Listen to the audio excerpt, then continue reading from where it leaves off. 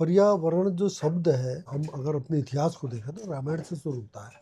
रा हुँ, मा अरण्य, छोटी सी एक कहानी है कि भाई जैसे आजकल पर्यावरण में बैलेंस खराब हो जा रहा है, कहीं अति ओलावृष्टि हो रही है, कहीं अति बारिश हो रही है, कहीं तूफान आ जा रहा है। तो ये जो चेंजेस होते हैं, ये असल में साइंस ये कहता है कि ये पेड़ वृक्षारोपण या पर्यावरण को दूषित करने से होता है। किसी भी जगह पे भी अगर आपने पेड़ों का कटान ज्यादा कर दिया, जमीन का कटान बहुत ज़्यादा कर दिया, या आपने तोड़ फोड़ बहुत ज़्यादा कर दी, जो प्रकृति ने बनाया है उसको डिस्ट्रॉय करोगे तो कहीं ना कहीं उसका असर होता है किसी हुँ, भी जगह पे। रामचंद्र जब गए थे तो उस समय भी मेरे ख्याल से ओलावृष्टि या जो भी होगा, वो अपने राज्य से उठे और उनके मंत्रियों ने बताया कि ये कहीं ना कहीं पर्यावरण दूषित हो रहा है। तो वो गए और उन्होंने जंगल के लोगों से दोस्ती की।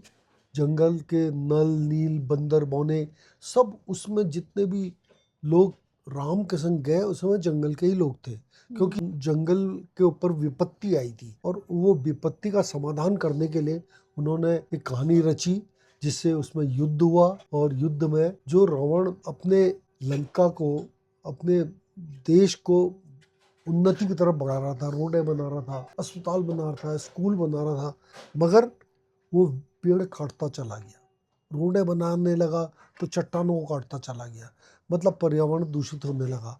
उसका असर पड़ा। हुँ, उसका असर को जब ये लोग समझ गए तो ये लोग गए, उसे समझाया। और उसके बाद जब वो नहीं उसकी समझ में आया, उसने कहा मेरी कौम इस बात को नहीं समझ पाएगी, अभी हम सोने की लंका बना रहे हैं। सोना मीन्स सब चीज सुविधाजनक बना रहे हैं। तो उसमें वो नहीं माना, फिर युद्ध हुआ, उसमें वो पराजय हुआ। तब से लेके आज तक पर्यावरण के बारे में प्रभु राम ने ये शिक्षा दी कि जो भी इसमें लोग क्षतिग्रस्त हुए, जिनकी मृत्यु हुई, बंदर बौनों को, उनका जब उनने दाह संस्कार किया उसके बाद उन्होंने कहा शुद्धि तब होगी जब पीपल में पानी डालेंगे। तो हुँ, पीपल का यहाँ पे बड़ा महत्व है, क्योंकि पीपल रात दिन ऑक्सीजन देता है। और हुँ, पीपल का बहुत ज़्यादा महत्व तभी से शुरू हुआ कि हमारे घर में भी आज भी किसी की डेथ हो जाए, शुद्धि तब होती है जब हम पीपल में पानी डालते हैं।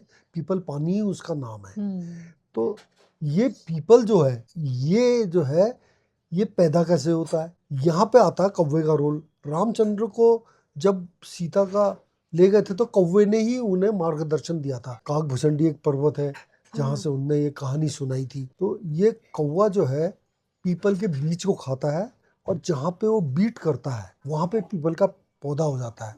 बच्चों को ये संस्कार डाले जाते हैं कि पहले कौवे को खिलाओ, क्योंकि ये हमारे पर्यावरण को दूषित होने से बचाता है।